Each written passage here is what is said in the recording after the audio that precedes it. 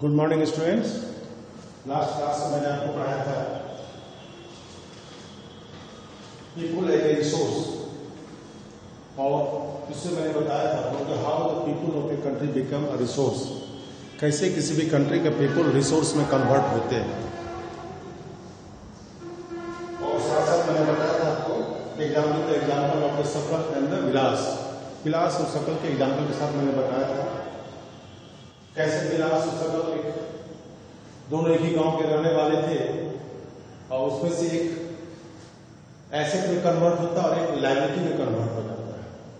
उसका रीजन मैंने बताया था आपको, that was the education and the health, investment on the education and the health. When there is investment on the education and the health by the government or by the population, by the people, then people convert into the asset. When there is no investment on education and health, the people convert into the liability. मैंने आपको बताया था, उसके साथ मैंने आपको बताया था economic activities and non economic activities, market activities and non market activities मैंने आपको बताया था। तो इन सभी एक्टिविटीज के साथ आगे जो टॉपिक आपका है, what makes the population qualityful, कौन सा ऐसा फैक्टर है जो पॉपुलेशन को क्वालिटीफुल बनाता है। जो मैंने आपको बताया उसमें पहला होता है हेल्थ, दूसरा education, skill development. These are the three factors that convert the population into the resource. ये जो कुछ फैक्टर्स हैं जिसके कारण पॉपुलेशन जो है रिसोर्स में कन्वर्ट होते हैं, और पॉपुलेशन इसलिए ही उस पॉपुलेशन की क्वालिटी का है, ठीक है। और ये पॉपुलेशन क्वालिटी जब लिटरेसी रेट और हेल्थ किसी पॉपुलेशन का ग्रो करता है तो उस कंट्री का इकोनॉमी रैपिडली ग्रो करता है। जिस कंट्री में हेल्थ और पॉपुलेशन का ग्रोथ ठीक से नहीं हो पाता है या फिर डेवलपमेंट नहीं हो पाता, उस कंट्री का इकोनॉमी एक तरह से लायबिलिटी में कन्वर्ट हो जाता है।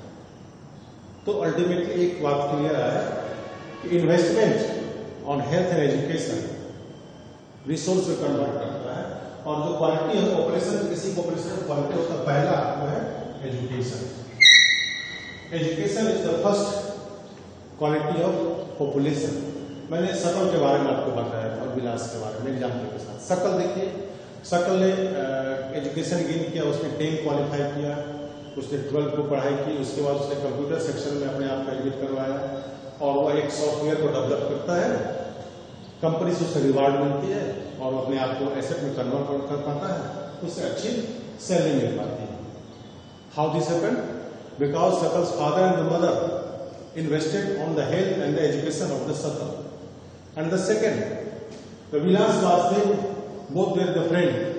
विलास उसी गांव का, उसके फादर डेथ कर जाते हैं, उसकी माँ फिश सेल करके वो अपने लिविंग को, लाइवलीहुड को चलाती है, और विलास ऑल्सो असिस्ट हर मदर, अपनी माँ को मदद करता है, अपने यंगर मदर को टेकिंग केयर करता है।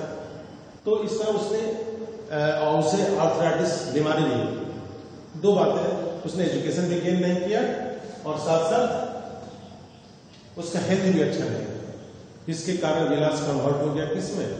एसेट में कन्वर्ट हो गया। क्लियर है? यहाँ पे एजुकेशन एक सबसे बड़ा फैक्टर आपको है किसी भी पॉपुलेशन की क्वालिटी में। एजुकेशन सबसे बड़ा फैक्टर है किसी भी पॉपुलेशन की क्वालिटी में। एजुकेशन कंट्रीब्यूट करता है ग्रोथ ऑफ द सोसाइटी। अगर किसी सोसाइटी में कोई व्यक्ति एजुकेशन गेन करता है तो उस सोसाइटी का भी ग्रोथ उससे होता है। बाय वाचिंग दैट पर्सन, उस व्यक्ति को देख करके रेस्ट ऑफ द सोसाइटी उसके डेवलपमेंट को देखकर, उसके एजुकेशन गेन करने को देखकर, उसका एसेट में कन्वर्ट होना सोसाइटी में भी इफेक्ट करता है, और सोसाइटी के पीपल भी उस राह पर चलने की कोशिश करते हैं, तो वो सोसाइटी को भी इफेक्ट करता है। Education enhance the culture and business, और जैसे एजुकेशन गेन करते हैं पीपल, एक चीज समझिए कि नॉर्मली कहा जाता है अनएजुकेटेड पर्सन और एजुकेटेड पर्सन में डिफरेंस होते हैं। जैसे पीपल एजुकेट होता है, उसकी सांस्कृतिक और सभ्यता उसमें डेवलप होती है, वो सिविलाइज्ड होता है, उन्हें रूल्स रेगुलेशन का पता होता है, उन्हें डिसिप्लिन का पता होता है, उन्हें ग्रोथ के बारे में पता होता है। तो एक तरह से एजुकेशन इनहेंस करता है कल्चर बिजनेस को। एजुकेशन गेन करने के बाद एफिशिएंसी ऑफ गवर्नेंस, गवर्नमेंट जो चलती है वो डिपेंड करता है एफिशिएंसी, ह्यूमन बीइंग के एफिशिएंसी पे, और एफिशिएंसी डेवलप होता है एजुकेशन से। जब एजुकेशन गेन करते हैं तभी आपकी एफिशिएंसी डेवलप होती है और आपका गवर्नमेंट चलाने के योग्य होते हैं। तो मैक्सिमम एजुकेटेड पर्सन होते हैं तो गवर्नेंस भी कंट्री का बहुत अच्छा होता है। इसके लिए गवर्नमेंट कई प्रोविजन स्टार्ट कर रखा है। उसमें पहला आपको देखिए यूनिवर्सल एजुकेशन। गवर्नमेंट का एक मोटो है कि देश के हर व्यक्ति, हर बच्चे एजुकेटेड हो, हर बच्चे तक एजुकेशन की पहुंच हो पाए। उसके लिए उन्होंने कई तरह की प्लानिंग भी चला रखा है और वो चाहते हैं कि क्वालिटीफुल एजुकेशन हो, बट क्वालिटीफुल एजुकेशन हो, केवल बच्चे लिटरेट नहीं बने, बिल्कुल लिटरेट नहीं हो, उससे भी अधिक उनमें क्वालिटी का डेवलपमेंट, स्किल का डेवलपमेंट, ये प्रोग्राम गवर्नमेंट चलाती है। और स्पेशली फोकस देती है गर्ल चाइल्ड, क्योंकि एजुकेशन का प्रोपोर्शन अगर देखें देश में तो हमारे देश में गर्ल चाइल्ड बॉय से पीछे, वोमेन एजुकेशन सेक्टर में पीछे, मेन से, इसलिए इसके फोकस अधिक दिया जा रहा है। तो क्या समझ में आया? क्वालिटी ऑफ पॉपुलेशन का पहला फैक्टर्स क्या है? फैक्टर क्या है? एजुकेशन। ओके,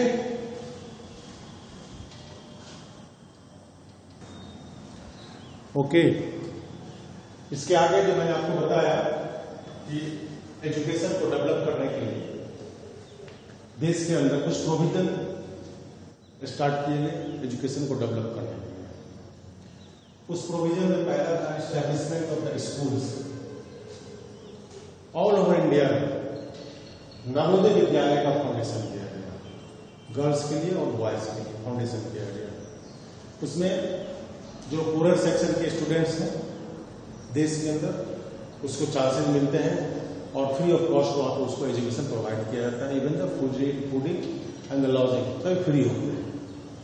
साथ साथ जितने भी हाई स्कूल के स्टूडेंट्स हैं सभी के लिए वोकेशनल स्ट्रीम चलाए जाते हैं स्कूल में, उनको ट्रेन किया जाता है, स्किल डेवलप उसमें किया जाता है। तो स्किल डेवलपमेंट का भी एक प्रोग्राम चलाएंगे फॉर द स्टूडेंट्स, उनको ट्रेनिंग दिया जाता है। और स्पेशली आज के दिनों में कंप्यूटर से जुड़ा हुआ टेक्निकल ट्रेनिंग और भी सेक्टर से ट्रेनिंग उसको दिए जाते हैं। साथ साथ गवर्नमेंट ने सर्व शिक्षा अभियान चलाया।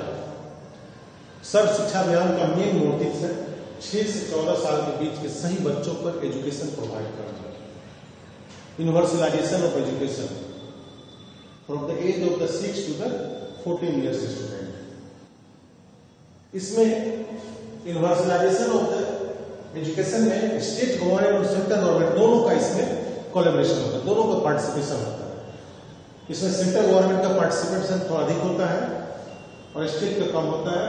और एजुकेशन को यूनिवर्सलाइजेशन करने के लिए, एजुकेशन को यूनिवर्सलाइजेशन करने के लिए स्पेशली एलिमेंट्री एजुकेशन पे फोकस दिया गया है पूरे देश में। तो प्रोविजन चलाए गए हेल्थ सेक्टर। पहला क्या था? Factors of the quality of population में आपने देखा हेल्थ, सॉरी एजुकेशन, और उसमें आपको एजुकेशन के लिए गवर्नमेंट ने स्टेप चलाया, इसका इफेक्ट पड़ा देश में। आप देखेंगे बुक्स में, आपके न्यू बुक में लिटरेसी रेट इंक्रीज करता चला गया। साथ साथ गवर्नमेंट एमडीएम चला रही, mid day meal program, drop out को रोकने के लिए। ये ड्रॉप आउट होता है, गवर्नमेंट स्कूल में बच्चे आते हैं और थोड़ी देर रुकने के बाद चले जाते हैं। तो इस ड्रॉप आउट को रोकने के लिए गवर्नमेंट ने मिड डे मील प्रोग्राम चलाया। इसी सर्व शिक्षा अभियान मिड डे मील प्रोग्राम में उस पुअर बच्चों को वहां पे खाना प्रोवाइड किया जाता है। गवर्नमेंट उसके मेन्यू के अनुसार उसे खाना प्रोवाइड करती, ताकि बच्चे पूरी पीरियड तक स्कूल में रहें और पढ़ाई करें। साथ साथ उसे ड्रेस भी प्रोवाइड किए जाते हैं, बुक्स भी प्रोवाइड किए जाते हैं, स्कॉलरशिप भी उन्हें दिया जाता है, बहुत सारे फैसिलिटी दी जाते हैं ताकि यूनिवर्सल एलिमेंट्री एजुकेशन हो सके, बच्चे पढ़ सके और एक क्वालिटी उसमें डेवलप हो सके। वह क्वालिटी बेनिफिशियल हमारे देश के लिए भी हो सकता है। ओके, नेक्स्ट जो आपका है फैक्टर, इससे पहले जो फैक्टर था वो हेल्थ था, एजुकेशन था, जो किसी भी पॉपुलेशन की क्वालिटी होते हैं। सेकंड आपका हेल्थ, हेल्थ बहुत बड़ा फैक्टर है किसी भी पॉपुलेशन की क्वालिटी को डेवलप करने का। जैसा कि मैंने आपको एग्जाम्पल के साथ बताया था, आपने शकल और विलास के एग्जाम्पल को देखा।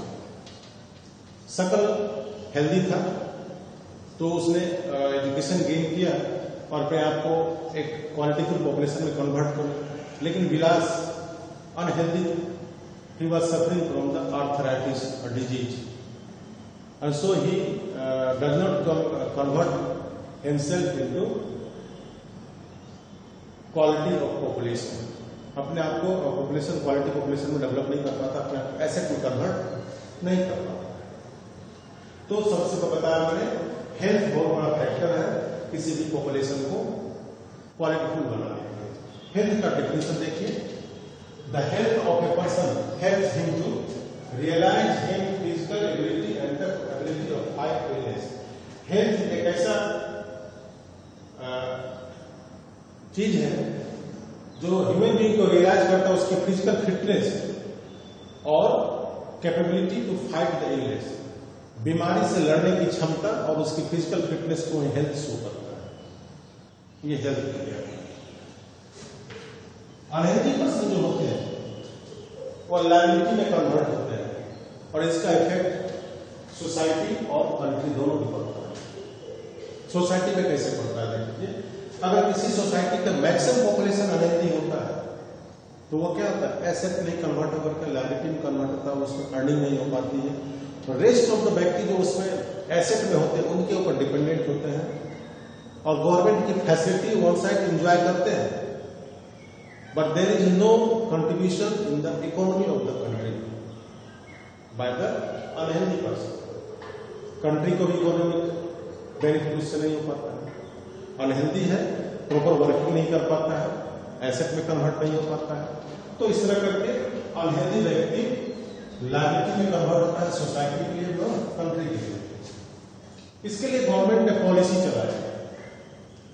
जिस तरह एजुकेशन के सेक्टर में गवर्नमेंट ने पॉलिसी चलाया, स्कूल का foundation, universalization of education, state और सेंट्रल गवर्नमेंट मिलकर के कई पॉलिसी स्टार्ट किया ताकि लोग एजुकेटेड हो सके, स्किल डेवलप हो सके और स्टूडेंट प्रोफेशनल बन सके। उसी तरह पॉलिसी डेवलप किया कि एक्सेसिबिलिटी ऑफ द हेल्थ, हर व्यक्ति तक स्वास्थ्य का पहुंच हो सके। वो कैसे होगा, तो foundation of the medical college, foundation of the hospital, appointment of the doctors, appointment of the nurses and establishment of the dispensaries. साथ साथ गवर्नमेंट फैमिली वेलफेयर प्रोग्राम चलाती है। फैमिली वेलफेयर प्रोग्राम में अवेयरनेस प्रोग्राम चलाती है और specially जो rural areas है उनके लिए अवेयरनेस प्रोग्राम चलाती है, क्योंकि how to be healthy person. उसके लिए वैक्सीनेशन प्रोग्राम चलाया जाता है, मदर के लिए चलाया जाता है, न्यू बॉर्न बेबी के लिए चलाया जाता है, प्रेग्नेंट वोमेन के लिए चलाया जाता है, ताकि जो बच्चे जन्म ले वो भी हेल्दी हो, जो जन्म ले चुके हैं वो भी, उनका भी हेल्थ ग्रोथ हो। इस सेक्टर में देखा गया वेरिएशन, कुछ ऐसे स्टेट्स हैं जहां पे बहुत अच्छा इसकी फैसिलिटी प्रोवाइड है। स्पेशली आप साउथ इंडिया में देखेंगे, वेस्टर्न इंडिया में, तमिलनाडु, कर्नाटका, महाराष्ट्र में मैक्सिमम मेडिकल कॉलेजेस हैं और हॉस्पिटल की फैसिलिटी अच्छा है, केरला में सभी जगह। लेकिन सेम टाइम आप देखें नॉर्थ इंडिया में, यूपी और बिहार में, तो इसकी स्थिति चरमराई है। सफिशिएंट कॉलेज नहीं है, मेडिकल कॉलेज नहीं है, सफिशिएंट हॉस्पिटल नहीं है और सफिशिएंट डॉक्टर्स भी नहीं है, नर्सेज भी नहीं है। तो ये आपका हेल्थ का हुआ जो second quality of population health है। ओके,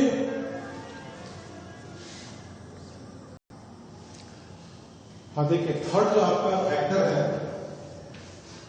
क्वालिटी पॉपुलेशन का और क्वालिटी ऑफ पॉपुलेशन का, वो अनएम्प्लॉयमेंट। और अनएम्प्लॉयमेंट कब होता है, किससे अनएम्प्लॉयड कहा जाता है? अनएम्प्लॉयमेंट एग्जिस्ट करता है people are willing to work, जब गवर्नमेंट के द्वारा फिक्स गए वेज के पर पीपुल काम करना चाहता हो बट उसे काम नहीं मिले तो उस व्यक्ति को अनएम्प्लॉयड। फिर से जानते हैं, गवर्नमेंट के द्वारा फिक्स गए वेजेज पे पीपुल अगर काम करना चाहता हो but they have no job, उसे काम नहीं मिलता है तो उस व्यक्ति को अनएम्प्लॉयड कहा जाता है। इस सिचुएशन को अनएम्प्लॉयमेंट कहा जाता है। देश में जो वर्क फोर्स है, वर्क फोर्स आपको 15 to 19 ईयर्स के बीच की जो पॉपुलेशन है उसे वर्क फोर्स के नाम से जाना जाता है। हमारे देश में जो अनएम्प्लॉयमेंट है वह दो तरह से, अर्बन एरिया और रूरल एरिया दोनों बाइफर्केट किए हुए हैं। हम चलते हैं रूरल एरिया में, सीजनल अनएम्प्लॉयमेंट और डिस्गाइज अनएम्प्लॉयमेंट मैक्सिमम पाया जाता है। अब चलते हैं एग्रीकल्चर सेक्टर में। एग्रीकल्चर सेक्टर में at the time of sowing the seeds और at the time of harvesting the crops, दो टाइम में जो फार्म लेबर है और जो अनएम्प्लॉयड पीपल है विलेज में उन्हें जॉब मिलता है, रेस्ट ऑफ द टाइम में अनएम्प्लॉयड होते हैं, तो उसे कहा जाता है सीजनल अनएम्प्लॉयमेंट। डिस्गाइज अनएम्प्लॉयमेंट, जब व्यक्ति को काम नहीं मिलता है, अगर उसके पास घर में 1 एकड़ लैंड हो, उसमें अगर 6 व्यक्ति इंगेज है for the production of the crops, अगर वो 6 व्यक्ति मिलकर के 1 एकड़ लैंड में 10 क्विंटल ग्रेन का प्रोडक्शन करता है, अगले साल उस 6 व्यक्ति में से 3 व्यक्ति को हटा दिया जाए और फिर वो 3 व्यक्ति उस लैंड में प्रोडक्शन करता है और तब जाकर के प्रोडक्शन में कोई डिफरेंस नहीं आता है, वो आपको लगभग उतना ही प्रोडक्शन करता है, तो समझ लीजिए कि जो 3 व्यक्ति थे उसमें engage, they are disguised unemployment, उसे कहते हैं डिस्गाइज अनएम्प्लॉयमेंट। एक बार फिर, जब 1 एकड़ लैंड में 6 व्यक्ति एंगेज हैं और 10 क्विंटल ग्रेन का प्रोडक्शन करते हैं, अगले सीजन में उस 6 में से 3 व्यक्ति को हटा दिया जाता है और फिर 3 फार्मर ने प्रोडक्शन किया 10 quintal, there is no difference of the production of the crops. So जो 3 व्यक्ति को हटाया गया वो समझिए एक तरह से डिस्गाइज थे, उन्हें कोई जॉब नहीं मिला था, इसलिए वो एग्रीकल्चर सेक्टर में काम कर रहे थे, इसे कहा जाता है डिस्गाइज अनएम्प्लॉयमेंट। अर्बन एरिया में आप देखेंगे एजुकेटेड अनएम्प्लॉयमेंट मैक्सिमम, मैट्रिक से लेकर ग्रेजुएट पीपल तक पढ़े लिखे लोग अनएम्प्लॉयड हैं, इन्हें भी जॉब ठीक से नहीं मिल पाता या फिर जिस तरह की एजुकेशन उन्होंने गेन किया उस तरह का जॉब उन्हें नहीं मिल पाता है। तो किसी भी कंट्री में, जिस कंट्री में अनएम्प्लॉयमेंट अधिक होगा उस कंट्री का इकोनॉमिक ग्रोथ भी अच्छा नहीं हो पाएगा, क्योंकि एम्प्लॉयड पर्सन ही लिटिल बिट शेयर करते हैं गवर्नमेंट के इकोनॉमी में। मैक्सिमम अनएम्प्लॉयमेंट और आपको less share in the economy of the government, तो अनएम्प्लॉयमेंट भी एक बहुत बड़ा फैक्टर है आपको population. Okay,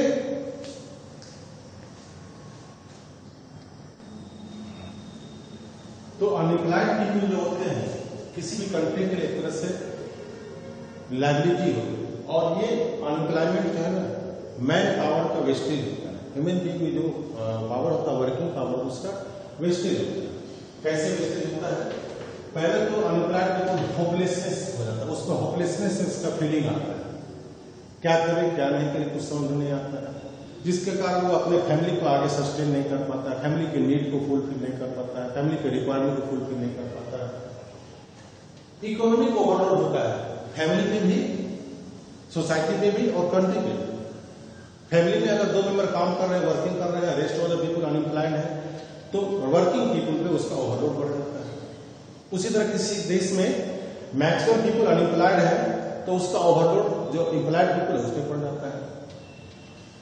decline of the health, और जो अनएम्प्लॉयड पीपल होते हैं they can't afford to provide their children और फैमिली न्यूट्रिशनल फूड, अच्छी तरह फूड ठीक से नहीं प्रोवाइड कर पाते हैं, अच्छा हेल्थ स्टेटस नहीं दे पाते हैं, फैमिली स्टेटस ठीक से नहीं दे पाते, जिसके कारण उसका हेल्थ गिरता चला जाता है। बच्चे स्कूल से भागने लगते हैं, स्कूल नहीं जाते पढ़ने के लिए, और कंट्री का इकोनॉमिक डिप्रेस कर देता है। तो this is the effect of the unemployed people on the country, society and the family. इसमें क्या होता है? टोटली मैन पावर वेस्टेज हो जाते हैं। So this is the end of the chapter. Okay, अब मैं आपको कुछ क्वेश्चन दूंगा, इसे आप सेंड करेंगे। तो ये आपके लिए 2 क्वेश्चन है। इकोनॉमिक्स का, explain the role of health in human capital formation. Human being को कैपिटल फॉर्मेशन करने में हेल्थ का क्या योगदान है, और explain the role of the education in human capital formation. Education का क्या रोल है ह्यूमन बीइंग को कैपिटल में फॉर्मेशन करने का, यानी ह्यूमन बीइंग कैपिटल में कन्वर्ट होगा, उसमें हेल्थ और एजुकेशन का क्या रोल हो सकता है इसमें। ये आप इसे आंसर करके और आप शाम को जो ग्रुप खुलता है 7 से 8 में, तो 7 से 8 के बीच में आप इसका आंसर सेंड कर दें। ओके, ये चैप्टर आपका एंड कर गया। अब इस चैप्टर के बाद फिर मैं आपको जो आपका एक चैप्टर है रशियन रेवोल्यूशन हिस्ट्री का, मैं उसे फिर नेक्स्ट क्लास में पढ़ाऊंगा। Okay, thank you.